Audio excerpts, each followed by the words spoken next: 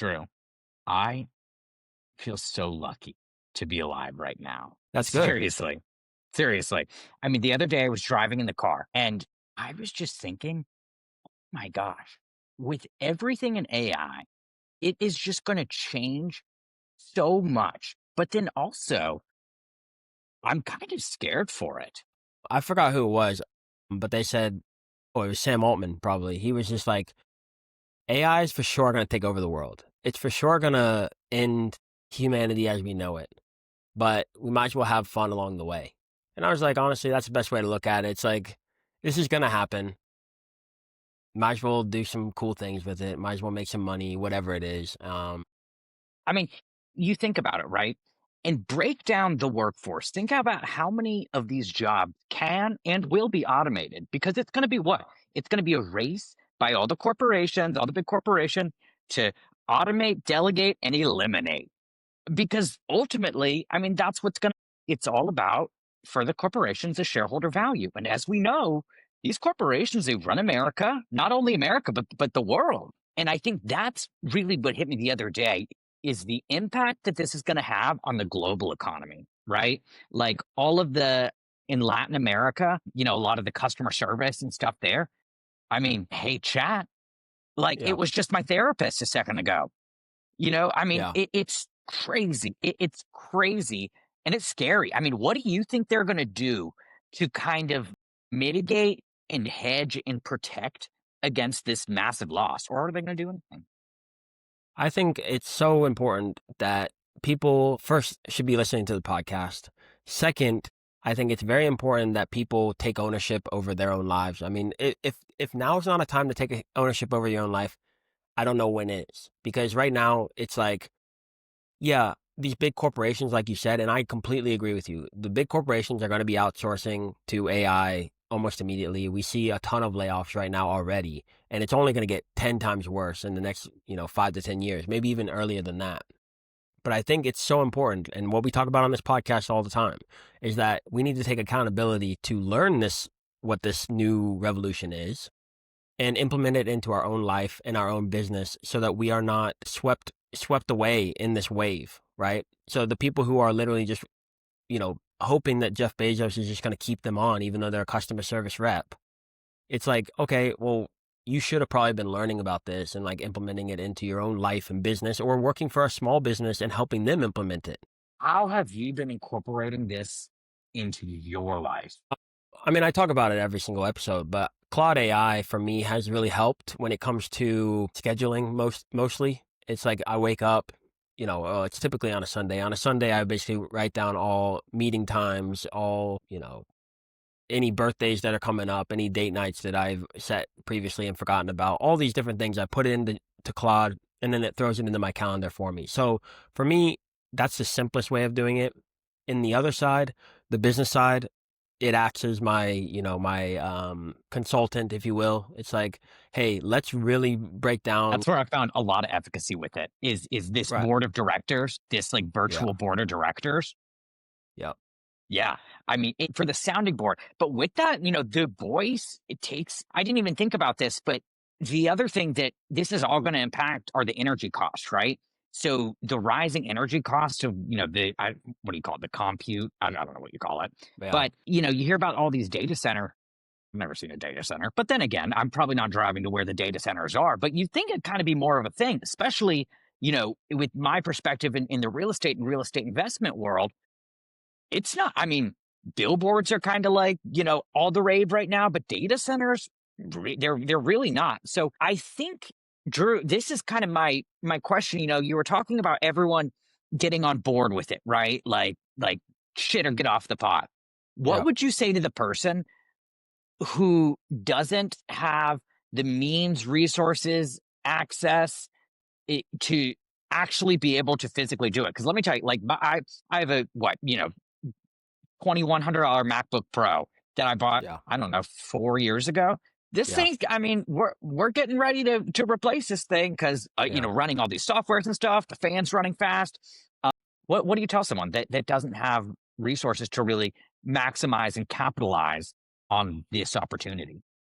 Yeah. I think one of the reasons we started this podcast, I think it's very important to look at this as not, I need to be the craziest tech bro, tech nerd. I need to go back to school and learn software engineering in order to use this stuff. I think this stuff is very accessible to the average human, to the average American specifically, and using it for everyday life, everyday business is very, you're integrating this into your life and into your business. You're not like learning a new skill necessarily. You're integrating. And so it's like, okay, instead of me going through my calendar, I use the calendar example, and instead of me going through my calendar and adding everything and adding the descriptions and all these different things that I need to You're do, or integrating and delegating. Yeah. yeah, or that I have, or that some people have an assistant for. It's like, no, I can talk to Chat, or I can talk to Claude in the morning about these things, and I can integrate it.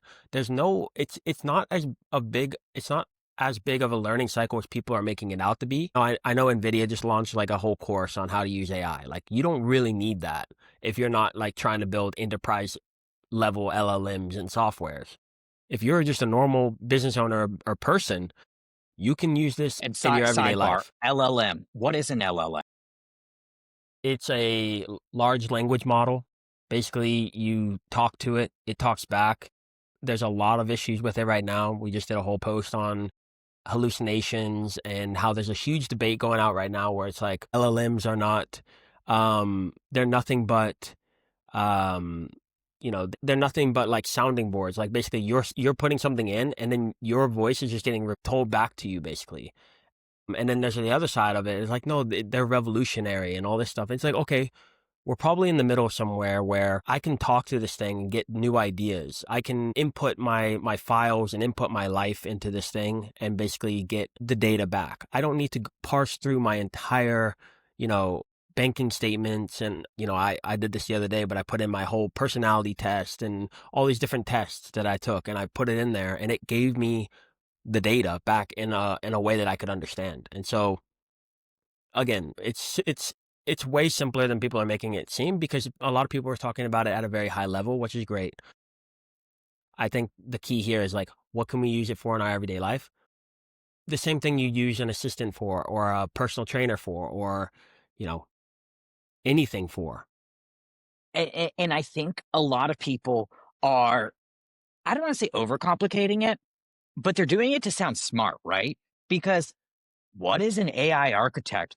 I don't know. You use ChatGPT to talk to Claude a little bit, and then take some code from Claude, and then you put it in, which I know, that sounds kind of all over the place, but you're just kind of, guessing and testing and iterating. I mean, you think of like software engineer, data engineer, um, it, and you think of it, someone like sitting in a room with like all these numbers and keyboards. No, I mean, you could be a dude on your laptop and then have no idea, let's say, how to code, for example, which I have no idea how to do. Google anti-gravity just came out. That actually, even that's a kind of a stretch. I think just to see Yeah, what AI can do. That, all right, that was a little bit of a stretch. But what AI could do is AI Studio. How does everyone not know about Google AI Studio? crazy, crazy, crazy. Drew, No, what does Google AI Studio do?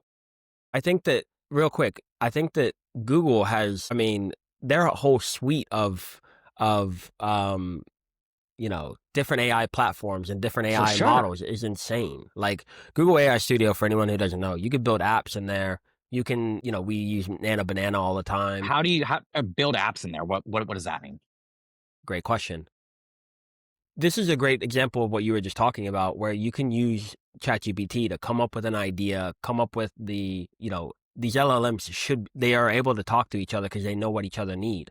And so I go into ChatGPT, for example, I built like a personal training app for soccer, right? And so I would go into chat and I would say, hey, these are the goals that I'm trying to accomplish with this app. And it would say, okay, and it would give me a huge prompt, right?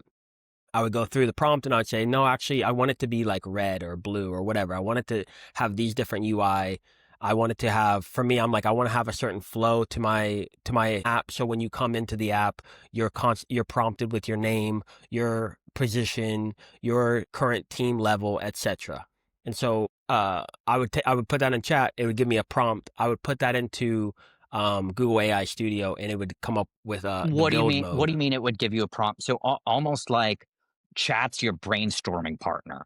So you kind of come with it with this raw, messy, like all over the place, ADD, word dump, and then it kind of helps you articulate it. So I would even say that chat is more like a translator, right? So it's like these are all the things that I want to tell this other software, right? This other AI platform. This is what I want to tell it. And it would say, well, you need to say it like this. Basically, that's what a prompt is. It's like a different language, but giving just you're talking to an engineer. You're not talking to an artist. You're not talking to like your friend. You're talking to an engineer. And so it needs to know every single possible piece and how they integrate together. And so that's what a prompt is. A prompt gives it every single thing it needs to. It gives it guardrails, it gives it guidelines, and then you give it to AI Studio, the build mode, and basically it takes it and builds an app, and you can then edit it within the app or within the AI Studio. Isn't a prompt what you put into ChatGPT? So how is there? Why don't you just go into something like Google AI Studio and just start shooting the shit with that one? And the short answer to that is because of tokens, and like I don't want to run out of my day's tokens when it comes to building the app in Google AI Studio. You can't just be sitting there all day making an app.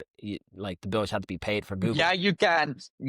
Listen, my wife would say for free. otherwise. For free. Spend $1,000 this month on AI. Oh, well, an extra $100 because it's crazy, just the compute. But back to your point. So explain. So one takes more tokens than the other. Yeah. So for me, as I go through these different models, basically I went in and I was like, hey, I started out by using native AI Studio, building an app, and I prompted it the first time. It came out, it was like, okay. And when I say okay, it was like really, really good if you asked me like a year or two ago, right? But for now, it was good.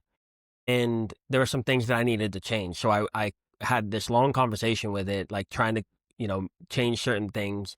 And then it just spazzed out. And then finally it was like, you have used all your tokens for the day. Try again tomorrow, right? So instead of doing that, I go into chat and I say, hey, here's what I want. It's the same conversation, but then I'm getting a better, more well engineered prompt that I can put into Google AI Studio. And then basically I can get um an MVP pretty quickly, if that makes sense. Yeah, I mean that was a lot. That was technical, right? MVP prompt. But one thing that I heard a lot of was prompt. Okay. Yeah. It sounds like that's kind of what it all boils down to is being able to tell each individual LLM, which in all LLM is ChatGPT, Claude. So you could go on ChatGPT right now and say, I used an LLM. Okay. Going on to all of these various models and figuring out how each one is optimized, how each one needs to be spoken to. For example, ChatGPT, you can talk a little bit. That's why I like that one. Talk in circles a little bit. It go all over the place, throw spaghetti at a wall, and then it'll bring it back and boil it down into a super intentional and engineered. Because when you're having something go and build an app or a website, and when I say build an app or a website, I literally mean you type in words. I would like an app that does, just as an example, I had a buddy that was like, yeah, you're talking so much about all this AI stuff, yada, yada, yada. And we just went right in and built an app. And he was like, oh my gosh, this is going to change Right. the world. Any idea you've ever had? I was going around at Thanksgiving. Hey, Chase, what app idea do you have? And believe it or not, not everyone has app ideas. So if you do, we are in the era of the idea guy. And if you're the idea guy and you don't know where to start with all this AI stuff, how to really maximize it and extract the value without it. And it's easy. If you speak English, like plain English, I mean, I don't know about I haven't tried other languages, but I know it does, hablo en español con Yeah. chat. But if you speak English and you can somewhat articulate your thoughts, you don't even have to really articulate it, right?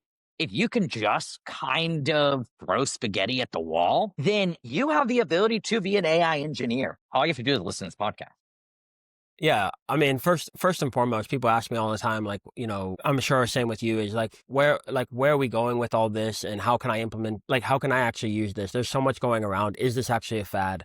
And we answer these questions on here on the podcast in the Q&A section. But what I what I stress to people is the idea. It's like, first of all, follow the podcast, subscribe, like, share.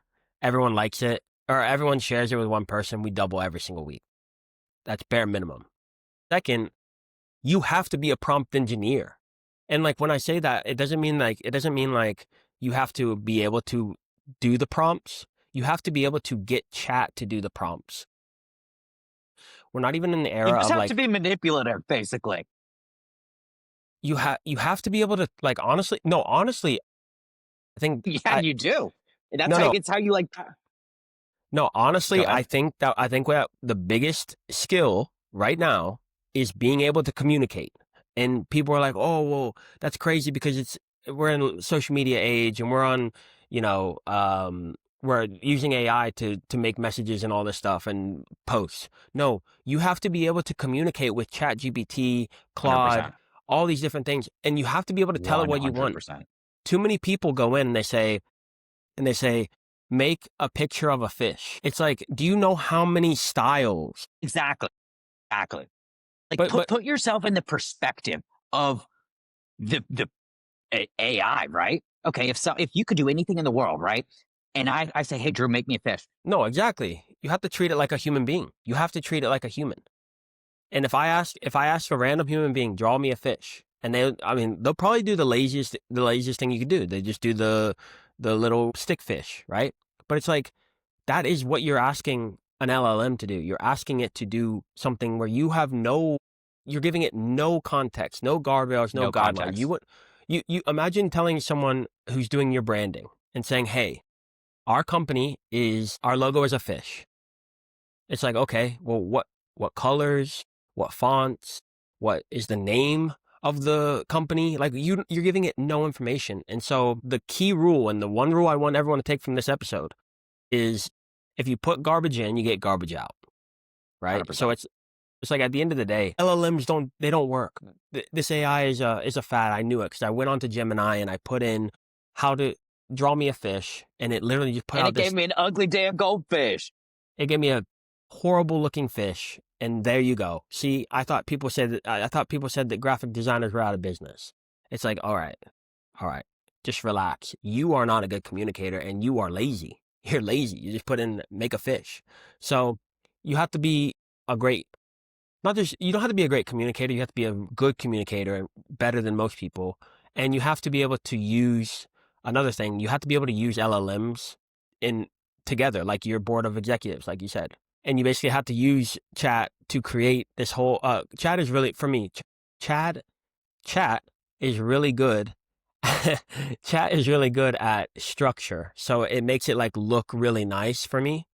And so I use Claude for all of my content, all my creation, all my ideas. I put into Claude, come up with, go back and forth with it. And then I use chat to put it into a polished looking thing, looking whatever it is, piece of content, blog, whatever it is. I use it to polish it up. So each LLM has its strengths, and you got to be able to use them for that. Definitely. Definitely. With chat, it is kind of fun because I feel like that one kind of knows me like the most, Right. and it'll say, and it's crazy because, for example, I had a small altercation at work with a former sales partner, and at the time I was going back and forth with chat and saying, this is what's going on. She's saying this. I don't know what to say. I have to frame it. What is my manager going to think? All these different perspectives, and that was maybe, I don't know, 6 months ago. I was just talking to chat right now about something totally different. And for some reason in my head, that situation came back up. And when I say talking to chat, I literally mean I had my Yeah. Yeah. AirPods in and it was on voice mode. And it was like I was talking to someone on the phone. And I said, do you remember that incident about X, Y, and Z? And it said, it started with its whole preamble of blah, blah, blah. It gives back a lot of context.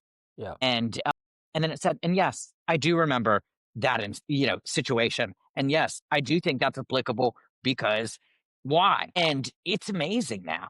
So if you were talking about if you went into ChatGPT, maybe a year or two ago, and it gave you a shitty fish, go back into it because it's gotten a lot, so much better. Yep. Crazy, crazy, crazy. And that's where I think all of this boils down to is, get into AI, get into AI. What does that mean? I think it really just means just start using it and really just think about it. If I said, Drew, you have unlimited employees for all intents and purposes, we'll say 10 employees, 10 seats of employees. Yeah. You have to replace yourself. That's your goal. Taking things off one by one. What would you do first? And all you do is you ask yourself that question. And then you kind of audit your day, your routines, because we all have things that we don't like doing. Now, granted, well, AI can't replace all of them yet.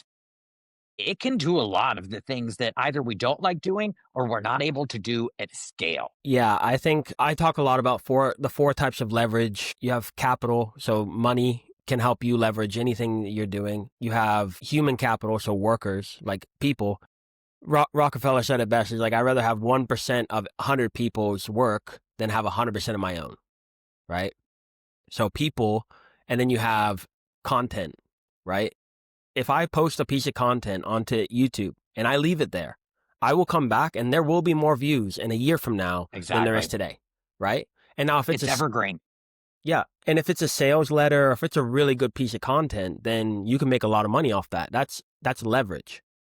And then the other one is code. Now AI, right? So you do code, or you write code for 6 months, right? Or 3 months, or now it's like 10 minutes. But you write code and you leave it there, and it's a good app or whatever you're coding, and it can make you money forever. So there's four types of leverage, and I think people need to understand, that's a whole different discussion. It's like people need to understand leverage better because people use a lot of their time when you don't get time back. And so one thing I stress a lot, I know you stress a little bit more, like AI will make you money. For me right now, it's AI will save you money and it'll save you time. So you need Great to perspective. look at life more of through the lens of, instead of being on your hill, like AI is a fad, it's a scam and all this stuff, like people are trying to take your money and stuff like that. Look at it from a point of view of, instead of me having to go out and seek a mentor or find someone who's like further along in business than me, I can just go onto my computer right now for free and go on to ChatGPT and say, here are the things I'm struggling with. Be unbiased. I don't want any emotion with this. Tell me about, where I'm missing the mark. Or if you want to even get crazier, put in your business outline, whatever it is you have, put it in there and say, what am I missing? Claude for me is way better at this than Chat, but Chat is still good. It's like you put it in there, you say, what am I missing? Like, stress test my business plan before I go and actually implement this, right? Who do I need to hire? Like, all these questions can be answered with AI, and people are too busy like sitting on their hill of self-righteousness and saying, oh, it's a fad. Like, I put in how to make a fish and it just gave me a stick fish. Like, that's not good enough. It's like, okay, remember when you were a child and someone told you to go do something and you had no idea how to do it? It's like, you remember iPhone 1? Remember iPhone Well, 1? Drew, what if I'm a bad communicator? Then you need to be a better communicator. Then you need to learn that.